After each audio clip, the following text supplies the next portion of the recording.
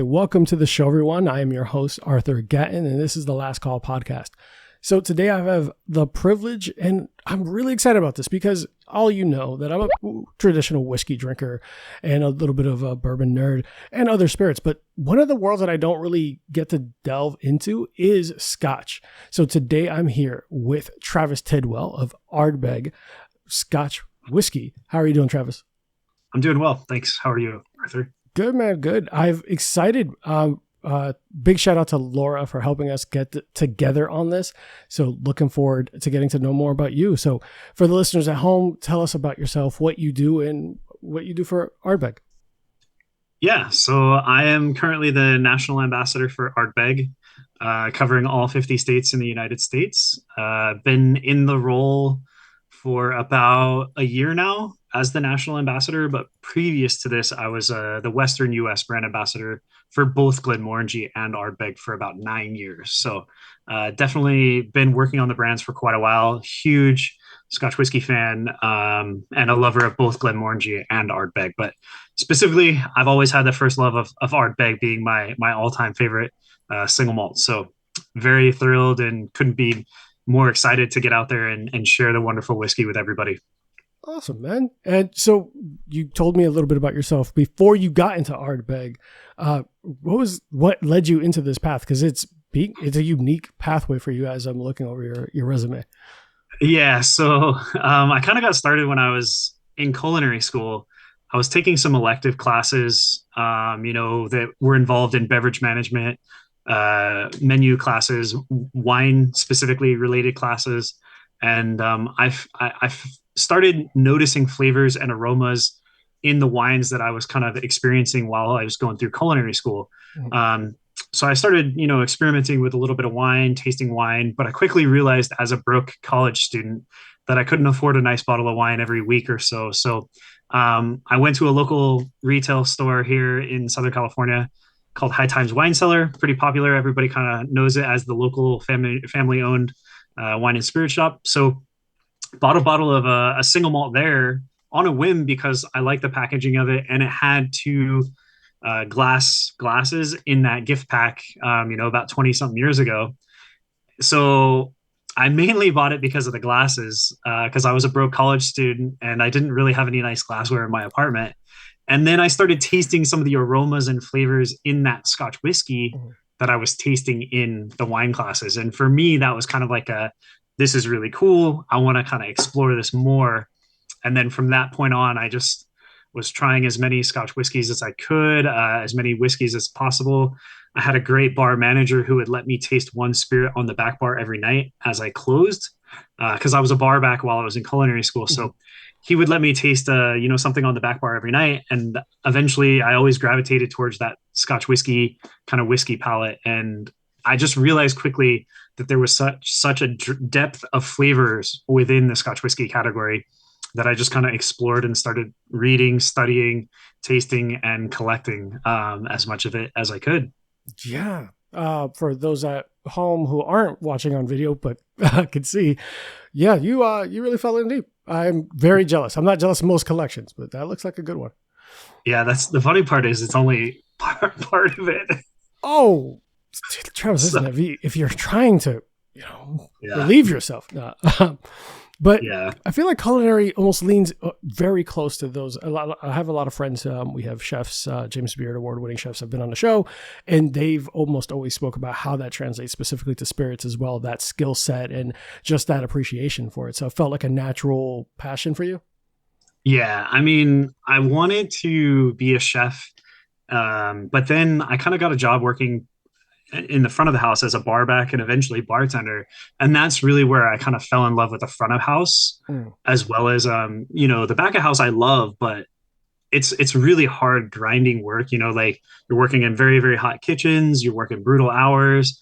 And I kind of fell in love with like talking to people and introducing people to new flavors, new cocktails, new ingredients. So I started incorporating my culinary school in making cocktails and things like that. So it was kind of a natural progression for me to just jump into the front of the house side of the business. And I honestly have the perfect job because representing a single malt like Ardbeg, we like to experiment with different things, and we can create, food dishes utilizing some Ardbeg and kind of local fresh seafood, and just implementing that into the day and day of what I do. Mhm. So, and I'm still out there in restaurants talking to chefs, talking to, bartenders, servers, and engaging with consumers in like a culinary setting, which is like for me the perfect kind of mix of everything all coming together. Sounds like an amazing job. Get to do something you really love and share that with a lot of people. So, Yeah. so tell us more about Ardbeg. And for those who some of our listeners might not be familiar with Scotch, what makes it different and unique from American bourbons and whiskeys and all that? Travis froze on my end. You kind of work your way up to, and I feel like Ardbeg is definitely the end of the journey, right? Mm-hmm. As far as progression, when you talk about like the progression of flavors and the richness of Ardbeg single malt. Mm-hmm. But I'm always stunned and surprised when I meet people out in different states and different markets who aren't huge like whiskey Scotch collectors, or they haven't tried too many, and they just immediately go and say, Ardbeg's my favorite.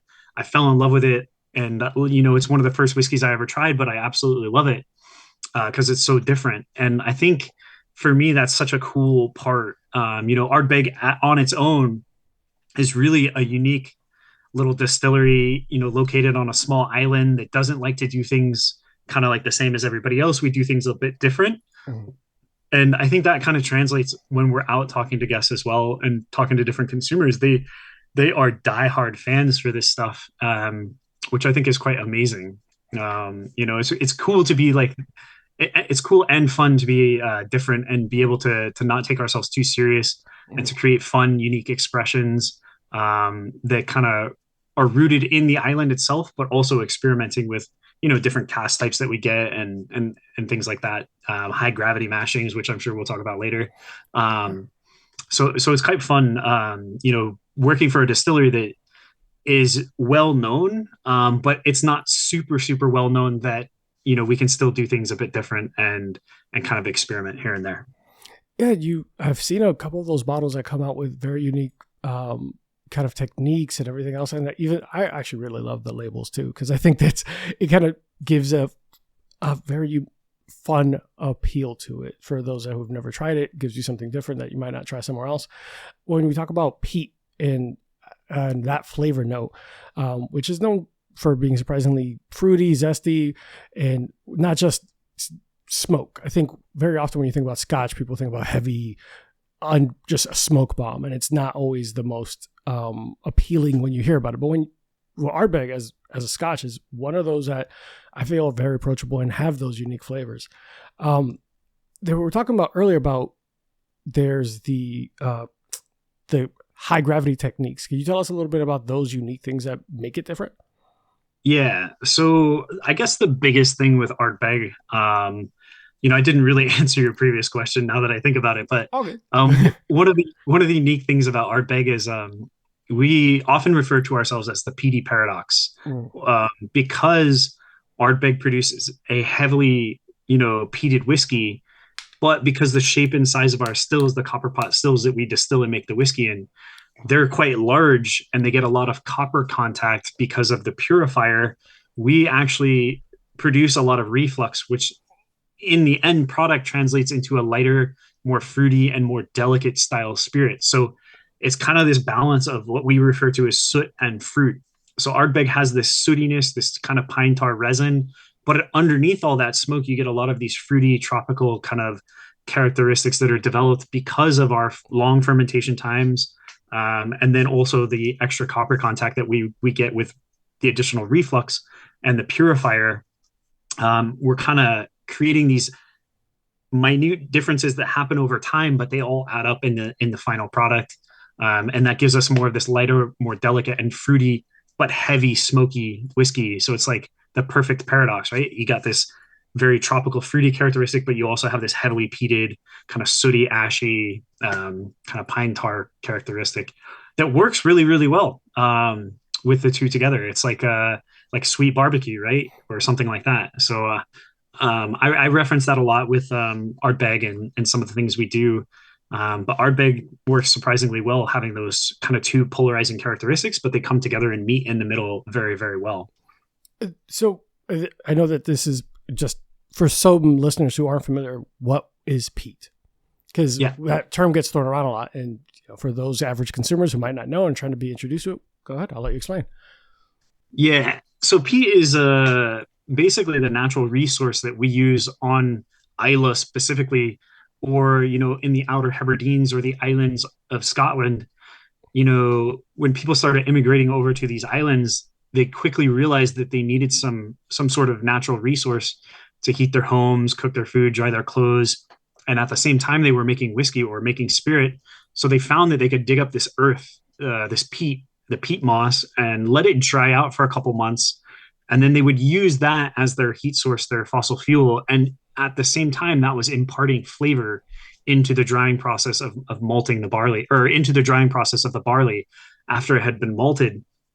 And that gives us kind of this rich, smoky kind of flavors that come from the soil. So peat is essentially earth that you dig up. We like to use in between like the 3 to 6 feet deep of the peat, and because that part of the peat has the most vegetation, most kind of organic composition in it, that's what gives it some of the flavor to the final product. So we dig that up, dry it out, and use that as a heat source to kind of flavor the malt, if you will. On the opposite side of that, for a whiskey from maybe the Highlands or Speyside, you can just heat up the room during the drying process of the barley, and that will impart very neutral flavors, and it won't give you that smokiness. But that's what these island distilleries are typically known for, is that rich kind of peated characteristic, which is coming from the island soil composition from that peat. And the peat can vary based on where it's dug up and dried. And that's why for us, Islay peat, it's very close to the sea. It's very close to the ocean. So you kind of get this slight maritime or sea influence that you find in some of these whiskeys. But it's really down to the composition of what's in that soil. So over the last 1,000 years, the soil will compress, and some of the natural organic matter that was found in that soil will become part of that peat layer. Thank you. I funny enough is when looking up and just reviewing and kind of looking at videos, because your brand, Ardbeg's a very popular brand, and has almost a cult following.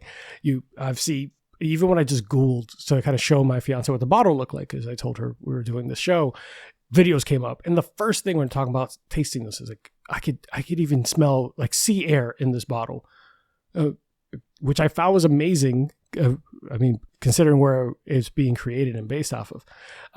Now that we kind of touched on you having this giant cult following and there's those unique labels and all these fun expressions, do you find yourself teaching people about the brand, or just managing this kind of excitement when fans see who you are and, oh my God, and they're excited to share a story? How's that going? It's been amazing. I would say it's kind of like, you never know what you're going to get into, to be honest, when you meet an Ardbeg fan. Mm-hmm. Sometimes it's a first time consumer coming to the event for the first time. And then there'll be times where I meet people who know more about the brand than me. And I like to think that I know a fair bit about it, but, I'm always surprised because, as you mentioned, it has this really deep cult following kind of status. I've met people along my journeys that have big Ardbeg tattoos on their arm, things like that. So it's kind of wild and kind of crazy to see the diverse reaction that you get from people. So I would say it's a mix of the two. Sometimes I'm engaging and creating extra excitement around like events like Ardbeg Day. Typically people that come to the Ardbeg Day events are very, very knowledgeable about the brands, and they're kind of diehard fans. And then sometimes when we host, spirited dinners, or I'm working out with our distributor partners, I'll run into, bar managers and people who know a little bit about the brand, but they've never really experienced it too much. But once people kind of look into it and see what Ardbeg's all about, it's hard not to love it, to be honest. It really is. I think we make some of the greatest whiskeys out there. We've got tons of awards for a lot of our expressions and for our distillery itself. And we do like to experiment and create some fun, unique whiskeys, which I think is always exciting. Yeah, I mean, you you recently took home Scotch Producer of the Year at 2025 IWSC. And this is pretty awesome, considering that at some point the distillery was mothballed back in the day. I mean, that's part of the history and all that. And to see such a recent high award, does that feel like pressure to keep innovative or to just keep doing what's going well? Like, how does that impact what the brand is doing? I think we've kind of always just done what we do and produce, quality whiskeys, high quality whiskeys. We have a great distillery team. We have great people working on the island, producing these high quality whiskeys. We have a wonderful master distiller who oversees both of our facilities and ensures that we're producing the highest quality whiskeys we can. So I think it's kind of just continuing on what we're doing, but also experimenting and creating these fun little limited editions or, experiments of what would happen if we, mature this spirit in this type of unique wine cask, or what would happen if we tweak the fermentation, because of this, so it's kind of maintaining what we've always done, producing high quality spirit, but also, innovating and creating some fun one-offs here and there. Awesome. Perfect segue. Because speaking of that, you released a bottle called the Smoky Verse in 2025. It was released, most headline as Ardbeg Smoky Verse, a committee release. It uses high gravity mashing. You touched on it. Do you mind expanding on that for anyone who was wondering this whole time about what that looks like?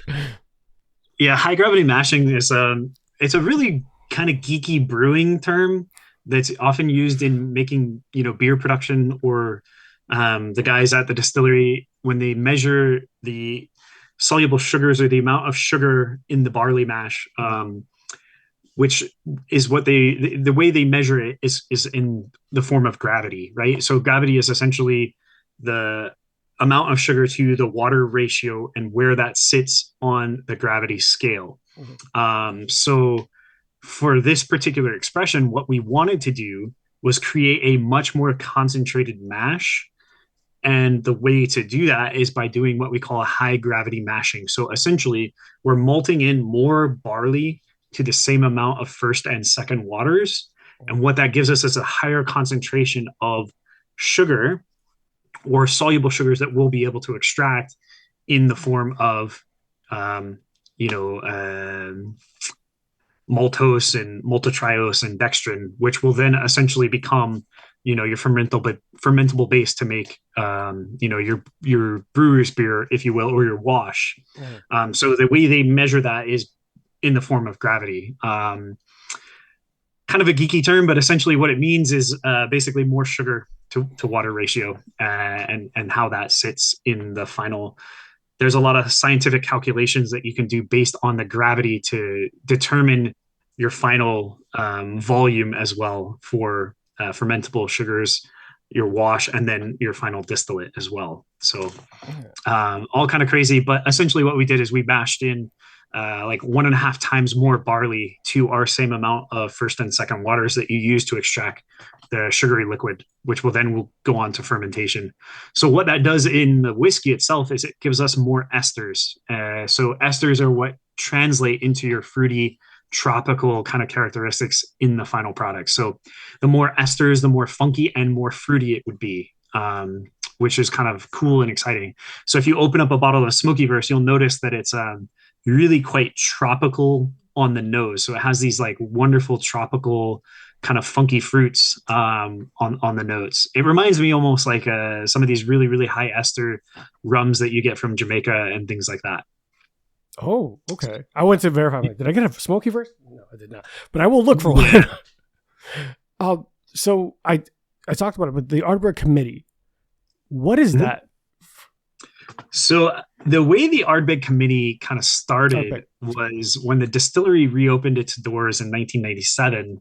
We were looking for a way to reward our loyal followers who had supported the distillery from the 70s through the dark times of the 80s, and then with the reopen of the distillery in 1997.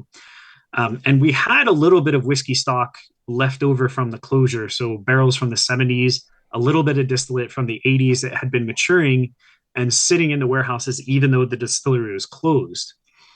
There was also a little bit of distilling happening in the late 80s, early 90s to fulfill contracts that we had with other major blending houses. So there was a tiny bit of distillation happening behind the scenes. And mainly that was from a sister distillery that also owned Ardbeg at the time. They would come over and make whiskey at Ardbeg for about 2 months out of the year, and then they would go on back to their distillery just down the road and continue full-time production at the distillery they were working at. So there was a little bit of whiskey stocks available. And when we reopened the distillery, we had to kind of get creative and see what we could do with the whiskeys that we had in the aging warehouses. But we also recognized quite quickly that we didn't have any young whiskey to be able to create a consistent core product like an Ardbeg 10-year-old, which is our flagship. We didn't have any whiskey to release as a 10-year-old. So one of the first whiskeys that came out from Ardbeg was a series of whiskeys showing how it was maturing up, and that was called the PD Path of Maturity. It was a 6-year-old whiskey called Very Young, an 8-year-old whiskey called Still Young, a 9-year-old whiskey called Almost There, and then a 10-year-old cask strength called Renaissance. But then one of the main core whiskeys we released was Ardbeg's 17-year-old. And that was kind of one of the first whiskeys. And that was what we considered like a committee edition. So basically the committee was inviting these local and loyalists of Ardbeg and the brand of Ardbeg to support the distillery through these times that we were maturing our whiskeys up. And we would give them the first right of the special releases we released from the older stock, but also the newer stock. And that's kind of how the Ardbeg committee was created. So it was created in the year 2000, and it was to support the distillery financially, but also to kind of slowly build the Ardbeg brand again with some of these really quirky one-offs that we released over the years. And that's kind of what we try to stay true with the tradition of, our committee editions or our committee releases throughout the years. We'll release these kind of quirky whiskeys in ode to the original committee releases that we did, that were, casks that we had that were just kind of like one-offs that we couldn't really find a core product that it would fit, right? And the committee itself is what, 100, it says, with over 180,000 members? Yeah, it's growing. We've got 180,000, but it's ever growing, which is great. And that's why we have some of these crazy parties that we throw. If you've seen videos of the Fesh Ila or the Islay Festival at the distillery, you'll see all walks of life come out to the distillery and kind of share their love and passion of Ardbeg. And most of them are committee members. Yeah. Listen, I have camera will travel. You let me know. For sure. What does someone have to do to become a member of the committee or part of the It's quite easy now. All you have to do is just sign up on ardbeg.com, and you'll get a couple emails a year kind of letting you know what's happening at the distillery, some updates when we've got some new special releases coming. If we're ever releasing or throwing a party in a certain state or a certain market, you'll get information to that event or activation. We also have a national tour that's about to kick off in February, which it'll let you know the dates and locations of where that tour will be going, called the You Can't Untaste It tour. So, or the You Can't Untaste It campaign, which will be happening in February, which could be, it's going to be quite fun. I'll be at a lot of the stops and interacting with different guests and committee members rather. So yeah. That sounds like a lot of fun, traveling around and doing all that. So, all right. So I'll make sure in the show notes, and for listeners at home, if they're interested, to make sure that they sign up at ardbeg.com, because I'm gonna, for sure. Yeah, it's fun. Like, Ardbeg is one of those brands that, it likes to be quirky and fun. And the emails that you get, you only get a couple of them. It's not like a spam email that, some companies do. Those are the worst. Four emails a day. But this one, you get an email every couple of months, and it's usually a fun read. And I always kind of chuckle and laugh at some of the things that they write. So it is quite fun. I'm curious. All right, so I'll sign up tonight for sure. All right. So I have a couple of follow-up questions. So we talked about the near death of the distillery. It was mostly closed between 1980s and 1990s, specifically around 81 to 89, and then ran sporadically around 90 until 96. It was bought. I'll let you explain it. So what saved the distillery and what went from there? Yeah. So Dr. Bill Lumsden, our director of distillation, head of whiskey creation and whiskey stocks for the Glenmorangie Company, is really the pioneer and was at the helm of kind of resurrecting and bringing Ardbeg back to life. So we were part of the MacDonald and Muir family, or the Glenmorangie Company, and they heard through the grapevine, if you will, that Ardbeg was up for sale. And we were able to secure and purchase the distillery because Dr. Bill, with his love and the dedication that he had put towards Glenmorangie, the original owners of Ardbeg, quickly realized that Dr. Bill would be the right person to turn over the reins of Ardbeg to and bring it back to its former glory. So we were able to secure and purchase Ardbeg because of Dr. Bill's expertise in wood maturation, in the love and care that he put into Glenmorangie, and the company was more than thrilled to sell it to the Glenmorangie Company. We actually weren't even the highest bidders for the distillery. We were the second highest. The first highest was a group of private investors who wanted to secure and buy the distillery, but because of the great pedigree that Dr. Bill has with Glenmorangie and how the owners wanted to see Ardbeg return as a proper single malt and produce high quality whiskeys and spirit. Yes. So that's why someone who was going to keep the tradition alive. Yep, exactly. That's awesome. I'm glad that happened. And I hadn't realized, I know that it was impacted obviously through prohibition and everything like that throughout time, but it's such an interesting history to it all too.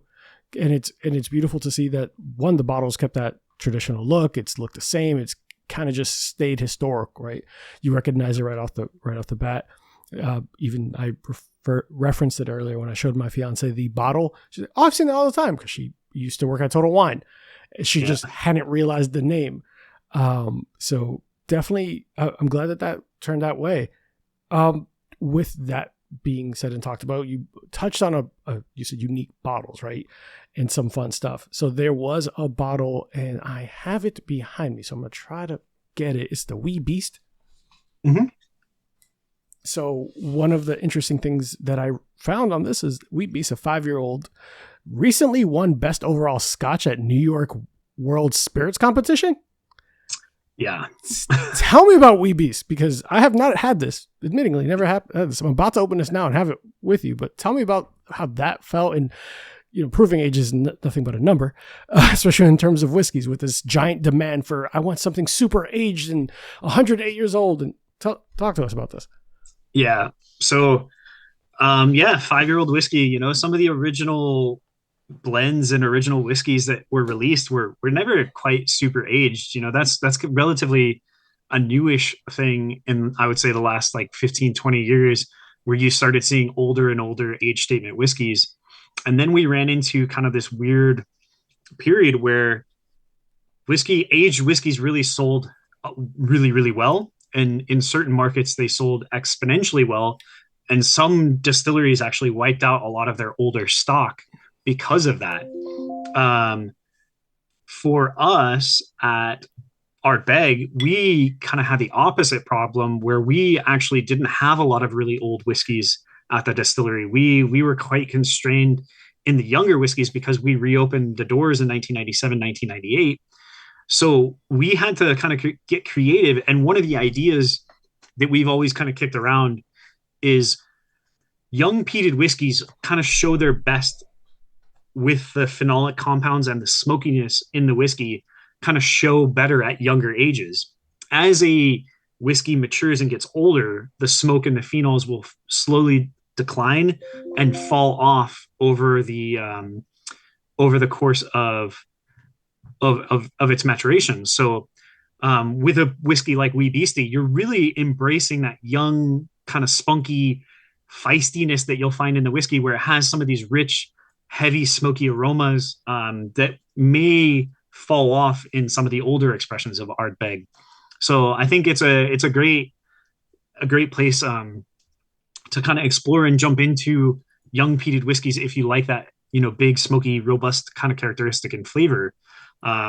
Which I think, a lot of consumers are becoming more and more accustomed to kind of smoked products, smoked whiskey, the rise in barbecue across the country. You have another category of spirits called mezcal that's making smoky ingredients and smoky flavors a lot more popular. I can't go to a restaurant now without seeing a mezcal cocktail on a menu. So it's really making it much, much more easier to have these conversations about, smoky ingredients or smoky whiskeys, smoky spirits in general, which I think is quite awesome. So yeah, we're definitely blessed and fortunate to have Wee Beastie, and it's been showing really, really well and winning a ton of awards, double gold medals across the board under 10-year-old single malt whiskeys. So it's really cool to see the amount of accolades that Wee Beastie is acquiring throughout the years. We launched it about 4 or 5 years ago, and it's been one of those whiskeys that's just really surprised me every time. I've been working on the brands for 10 years now, and when I first started, we didn't have Wee Beastie. So I've always been partial and biased to the 10-year-old because that was my first introduction into, Ardbeg, and it's the one I drank the most of. I still drink the most of 10-year-old, but Wee Beastie is one of those whiskeys that's every time I taste it, it surprises me how good it is and the high quality of the whiskey for 5 years old. I'm excited. I will pour this up soon. I found the name to be interesting, and when I looked up the accolades, it did stand out. For those that know, I recently did a whole conversation with an Armagnac brand called Ode. We talk about the most aged bottle, one of the oldest spirits. But it opened this conversation for some of my viewers was, does something being older necessarily mean that it's better?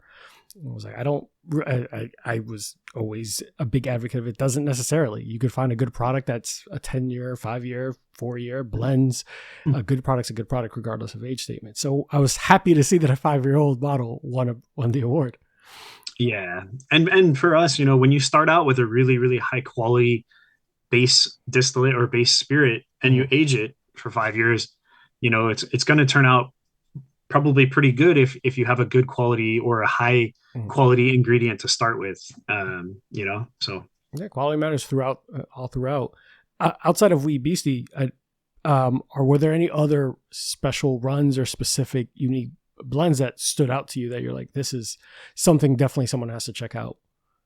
Yeah, so I just hosted a whiskey event for some friends and a group of consumers with a whiskey club here in Southern California, this last Saturday. And I brought one of my all-time favorite kind of limited releases that we've done, and that is a whiskey called Ardbeg Ardbog. So it was kind of a play on, the peat bogs and some of the things we would find in the peat bogs, and we kind of created a limited edition around that. And we actually changed the lettering of the brand and got in a little bit of trouble with TTB and all that good stuff. But a little bit of trouble's fine. Yeah, it just means if you're not pushing the boundaries, you're not experimenting, or if you get in trouble, if you get in a little bit of trouble, that means you're on to something, right? You're innovating, you're pushing the boundaries a little bit. And I think that's what Ardbeg is really good at as far as, for whiskey making and things. Yeah. So Ardbog was one of my all-time favorites. So I brought that along for the tasting, and everybody seems to love that. That was a whiskey that was fully matured in Manzanilla sherry, which is a very specific style of sherry from Spain, which is like a saltier style because it's from a village in Jerez that happens to be really close to the ocean. So that's one I typically really love. But some of the newer ones like Smoky was really, really impressive to me because you get such a high amount of tropical kind of aromas and characteristics because of that high gravity mashing. But we will have a very, very, very exciting a committee release coming out this March that Go I'm on. super, super, super excited about. My So birthday is February 28th, so we could do a little. Go on, tell us about that yeah, one. yeah, yeah. So that'll be coming in March. So make sure you sign up to be a committee member because that's where you'll hear about it first before everybody else. So All right. So you guys heard it here. Make sure that you sign up to get first dibs. I had this in real time. This is delicious. I almost stopped talking to you completely, Travis. This is actually, it's really good. Cheers. yeah, And I see you pouring it on. Like the aroma's clean. The color, it's nice on the palate. It's not, for anyone at home that's worried about overly smoky, it's not overwhelming. It's delicious. It's smooth. And I pride myself in being honest about things. If it was bad, I would just be like, hey, so they just move on. No, this is actually, go ahead. You were going to say?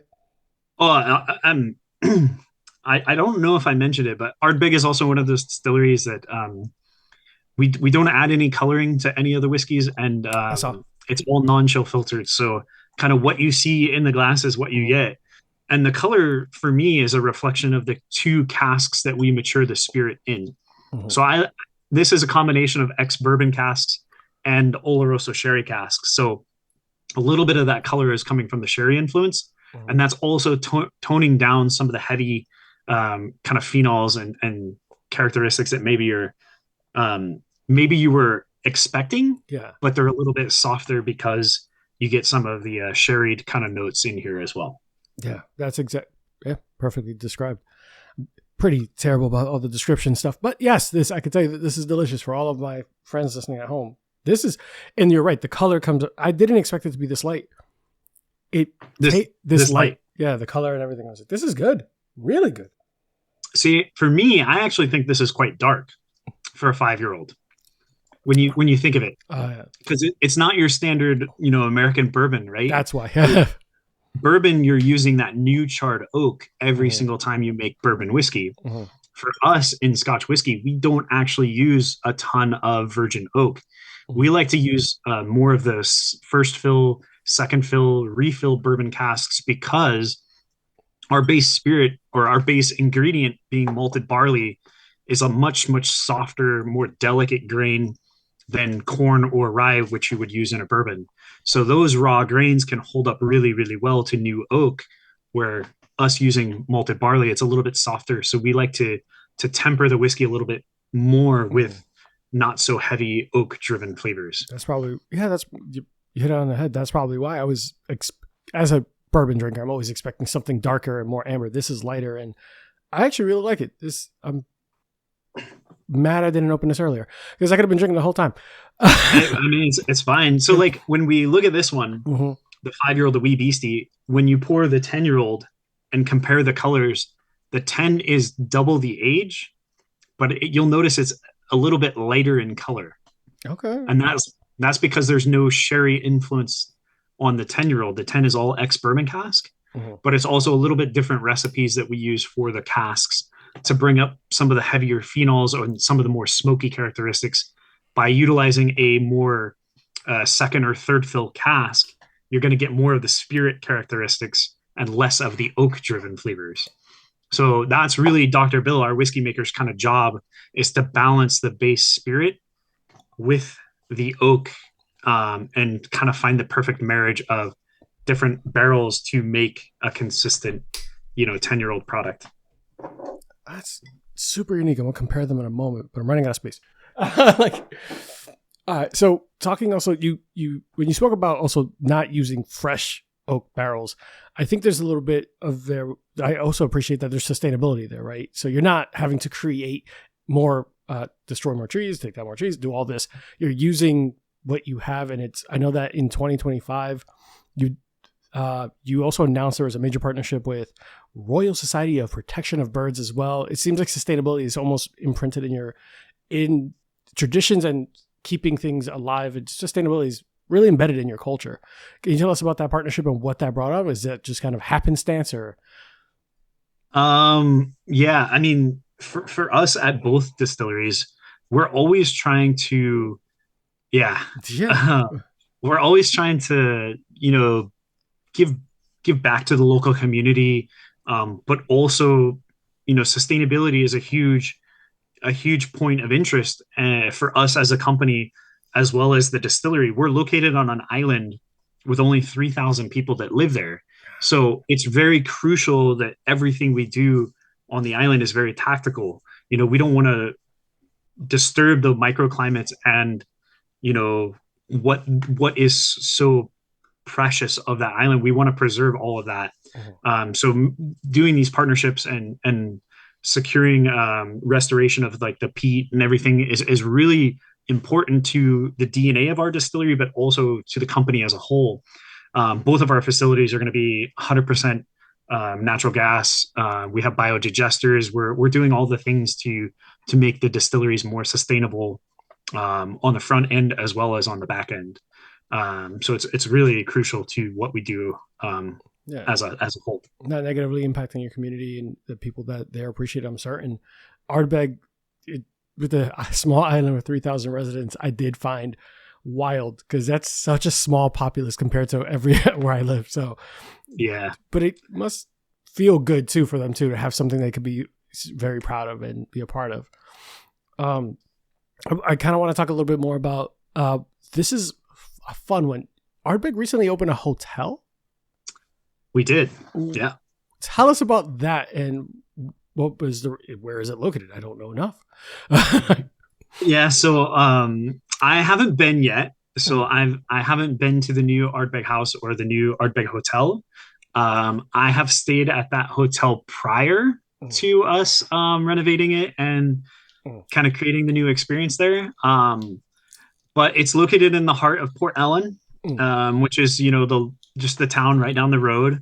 And it's probably maybe 10, 15 minutes away from the distillery, which is great. So it's located right in Port Ellen. And it's a thriving part of the community. There's different hotels on the island, but there's not too many. So the Islay Hotel, now the Ardbeg House, is really kind of an institution on Islay, where, I've drank at that bar many times. I've tried a lot of different great single malts at the bar. I can't wait to go and experience the actual hotel and see how they've updated and renovated and created a unique experience with kind of the fun flair of Ardbeg. But I know that they're offering some very special drams at the Ardbeg House that are exclusive to the Ardbeg House. So okay. I'm super curious. I want to get out there and check it out as soon as possible. I've seen some photos and videos of the food and the culinary experience there. It looks incredible.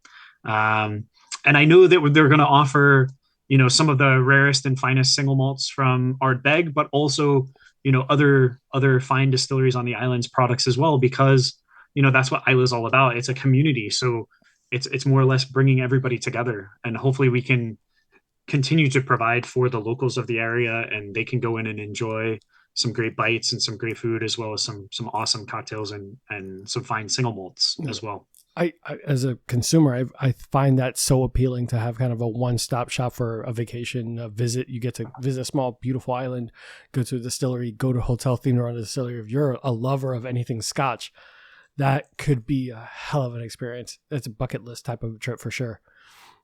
So I always tell people who have never had a peated whiskey before, or people who don't enjoy peated whiskeys, I guarantee if you go to Islay and you spend a little bit of time there with the locals and go see the environment, see the island, the people, you'll fall in love with it. Truly. It's such a magical experience. I grew up in a super small town, but there's something really special about going to an island with only 3,000 people. There's about 10,000 sheep, and there's not a single stoplight on the whole island. 10,000 sheep? Yeah. That's awesome. It's truly a magical place. It really is. And I've been very fortunate to have gone quite a few times. And every time I go, it's magical. Some of the best seafood in the world. It's truly an incredible place. That sounds beautiful. And now I have a business expense card. That's fine. I'll figure it out. So now that I've had the 10 and the 5, 10 is a little bit richer and deeper. But that 5 in the color, that's why when you saw me like this, I was like, okay, this is a deeper. So this is color. the Beastie. Really? This is the younger one. That's why it's weird. That's why it's, but I know that it says 5 years and it tastes smooth as heck too. The wee Beastie. I think I'm partial to the Wee Beastie right now versus the 10. Yeah. I'm partial to the 10, but I think that goes down to just being on the brands for 10 years and you know, I will say this, and this is true. Ardbeg was the very first whiskey that made me fall in love with peated whiskeys. And at the time I worked for a competitor. So this is a true testament. Like, that's why I left that job when I saw that the Glenmorangie and Ardbeg brand ambassador position had opened up. I couldn't have been more thrilled to jump over and represent these fine whiskeys. Yeah, I'm not going to lie to you. I think the Wee Beastie is going to be part of my rotation if I can find it more often. It's good. It's actually really good. Yeah, the Wee Beastie is amazing. Yeah. You know, it packs a punch being 47.4%, but it drinks super, super smooth. Yeah. I was looking at the specs on it on my show notes. I was like, this does not taste like it should be this strong, but okay. All right. So definitely one of the ones that we'll keep on rotation and check out for all the listeners at home. Make sure that you check it out because it's really, really damn good. It's approachable. It's not over like a smoke bomb. It doesn't overpower and it comes off very, very smooth. The scents are, I hate to use all these terms, those caramel notes and all those kind of like smooth feels. I don't know. Enough of that. But definitely worth checking out. I know we're getting close to the end, but I do want to check, kind of get you to share some of these unique things that Ardbeg does do when you come from a marketing trends. We talked about the unique blends, the unique bottles. You have sent whiskey to space, comics, sci-fi themes. Tell us about what goes into deciding where to go with that. And is there someone, just a comic book nerd that's sitting somewhere with labelers? Tell us about what process it takes to come up with these unique ideas in marketing. Yeah, so I think the whiskey in space one is super cool, and that was a natural partnership because the company that's really responsible for shipping and receiving on the ISS, or the International Space Station, the two main guys from a company called NanoRacks just happened to be huge Ardbeg fans. So they approached us. Yeah. They approached us because Dr. Bill Lumsden, our whiskey maker, is a PhD in biochemistry.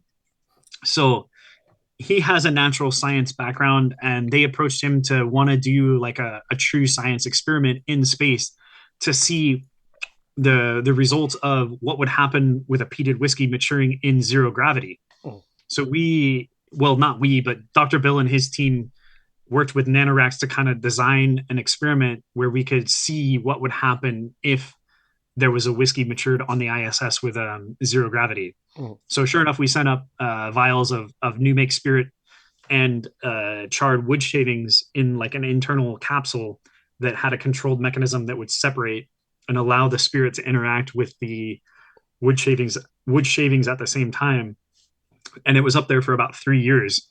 When it came down from space, Dr. Bill wrote a full white paper on it and kind of giving his analysis on the effects of zero gravity maturation in peated whiskey, which I thought was really cool and really interesting.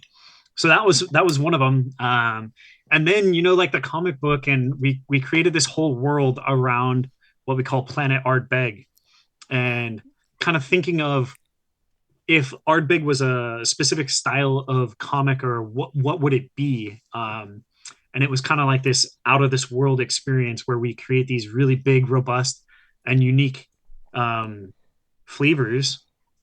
So it kind of naturally aligned to create a graphic novel or something with Planet Ardbeg. So like the flavors of the whiskeys we're making are kind of out of this world and extra dimensional. So that's where kind of the inspiration came for Planet Ardbeg.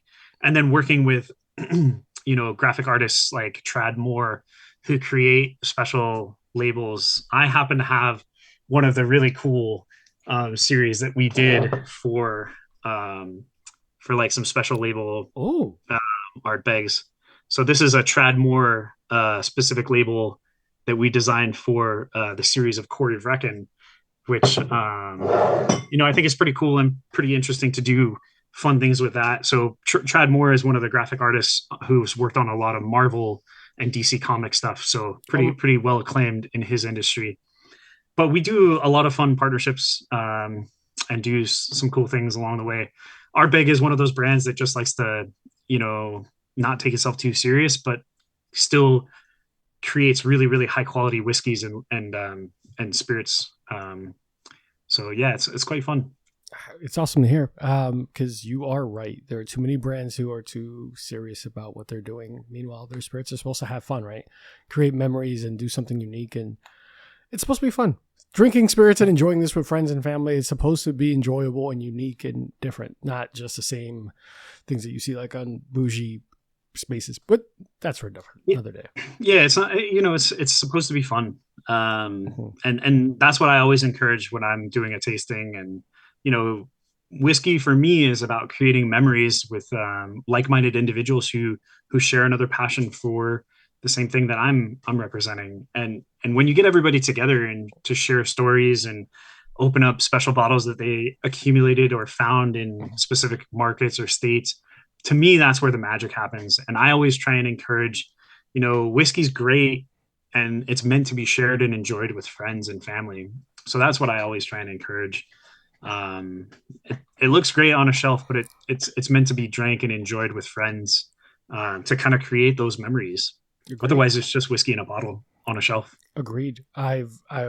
We joke. One of our main mantras in the show is that no good story started with salad. But part of what we like to do and talk about is like the memories that are associated with these spirits, but sitting around a table. It's not about anything other than just remembering and kind of putting like a placeholder or a pin in a memory and an experience. Being able to share that with someone means a lot. So definitely love the fact that your brand is not taking itself so serious where you feel like, oh my God, I have to save this for like my daughter's christening or something. I can enjoy this with a good friend to remember this story forever. So love to hear it. Two last questions before we close out. One, if you had to give someone an introductory bottle and say, hey, try this Training Wheels, what would be that bottle that you would recommend? For me, I really enjoy Ardbeg 10-year-old. That's probably my all-time favorite. Okay. So I introduce people to that a lot. And you can do it a couple different ways. So if I'm out at a bar or restaurant, and somebody's never had Ardbeg 10, I always recommend two cocktails: an Ardbeg Old Fashioned. So it's a smoky old fashioned, but you don't have to take a smoking gun and kind of physically infuse the whiskey with the smoke. So it's kind of like a cleaner smoked old fashioned, because Ardbeg 10-year-old for me has this really vibrant smoke, but it's also quite a clean peated whiskey. So it finishes really clean. And then also an Ardbeg daiquiri. So if you've never had an Ardbeg daiquiri, it's the perfect balance of lime, sugar, and peated whiskey. And it really, really works together. So if you know of a cocktail bar or a bar that makes a really, really good daiquiri with like fresh squeezed lime juice, simple syrup, and rum, but we substitute the rum out for Ardbeg 10-year-old, and it makes an incredible daiquiri. Okay. So it's a much softer approach to Ardbeg. I also really, really like our new Ardbeg 17-year-old, which is a more lightly peated Ardbeg. So it's a bit different. It was a special release or a committee release that we did last year, but I love that whiskey because it's a little bit softer, a little bit more approachable. But if you have somebody that just wants to jump headfirst into the deep end, then Beastie, I think, is a great example. It's not going to break the bank. It's a pretty approachable price point, and it's a whiskey that packs a ton of flavor. Where, maybe a couple, like 5-6 years ago, when people weren't as familiar with smoky products or smoky whiskeys, I would have maybe said something else. But with Beastie, I think it's like the perfect marriage of like a big, robust, full flavored kind of characteristic in a whiskey, but it's not overly smoky or too intense. So for me, I like the Beastie because it has some of those sherried kind of rich, oaky, spicy notes that maybe you're familiar with in a bourbon. So I think that's a great one to introduce to maybe like bourbon drinkers into a peated whiskey. Awesome. Thank you. And I will also concur. I agree. The Beastie is dope. I love it. It's fantastic so far. I've poured it 3 other times. So if you start hearing me act funny at the end, it's natural. And last but not least, just for fun, if you were on a desert island and you had to take one spirit bottle with you and it wasn't Ardbeg, what would it be? So not whiskey related. It doesn't have to be. Okay. Whatever you want to answer. I happen to really like wine as well. So one of my favorite wines is Sancerre, Okay. which is a Sauvignon Blanc made in the Loire Valley of France. Okay. So I think that, and to me, like Sancerre, I could drink it all times, anytime. Mm-hmm. I think it's one of those wines you could just drink whenever, or champagne. Champagne's another one that I can drink pretty much all times, any times. But if we're talking spirits, I do really enjoy tequila as well. So typically I gravitate and I'll if I'm drinking an aged product, I like whiskey. If I'm drinking something not aged, then I'll drink I really like sipping on Blanco tequila. Oh, okay. So I thought that you would have leaned mezcal. Well, I used to really like mezcal. But over time when I want to drink a smoky product, I'll just drink Ardbeg because we make it so well. And we do some pretty amazing expressions that I really happen to love. So as you can tell behind me, there's a lot of Ardbeg back there. And the green chartreuses and man, I do like chartreuse as well. That's another but that's more of like an aperitif or a dessert style thing for me. Yeah. But yeah, if I'm just going out with friends and they don't have like a great whiskey selection or something, I'll sip on Blanco tequila. Awesome. Well, good choices, man. I definitely respect it. And I love I love the collection. So Thanks. Travis, as we close out, where can people find you, Ardbeg, social media, whatever you'd like to share with everyone, and any exciting upcoming events that you want to make sure people are a part of? Yeah. So you can find me on Facebook or Instagram. My Instagram handle is TEEE_RAVIS. So T Ravis. You can find me there, or Travis Tidwell on Facebook. There's not too many of us. I'm hugging a whiskey barrel, I think, so that's a good indicator that you've got the right Travis Tidwell.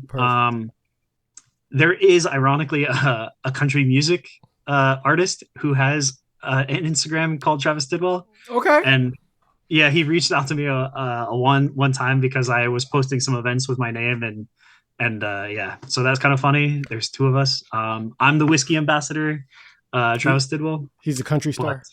Not the country singer. Yeah, exactly. But yeah, you can find me there. I'm going to be hosting some Burns supper events.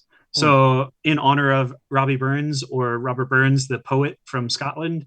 Burns supper typically happens on January 25th. So I'll be going to McMinnville, Oregon to host a dinner there. And then I'll be off to San Antonio to host one on the 27th. So awesome, man. Well, but you'll see me throughout with the Can't Untaste It tour. I'll be traveling to a lot of the different markets and hosting events and things like that with that. So awesome. Yeah.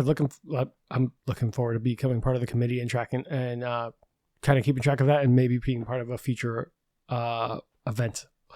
So for everyone at home, make sure that you subscribe if you enjoy what we're doing. And please make sure that you keep an eye on our social media, because I'm going to make those daiquiris and those cocktails that he recommended. We'll record them and we'll try them in real time, as well as I still have one bottle I want to share with some of my friends for our upcoming episode featuring some teachers and going through just our normal episodes. So definitely, Travis, thank you for coming on the show. Make sure everyone at home drinks responsibly. Try something new. I did today, and it was fantastic. Subscribe, share, and see you guys next week. Bye, everyone. Hey, guys. Today's episode was brought to you by Burn, Termite, and Pest Control. I first met Joe Byrne on Full Frontal Nerdity Show and decided to give his company a try. They have been the best pest service I've ever had, from flexible scheduling, attention to detail, fair pricing, and everything you love about a small business. I highly recommend Joe Byrne and Burn, Termite, and Pest Control. It's a family-owned and operated business with over 30 years of experience in termite and pest. You can reach Burn, Termite, and Pest Control at 321-297-7985. Once again, 321-297-7985. And let them know Bourbon and Bullshit sent you. Thanks, guys. See you next time.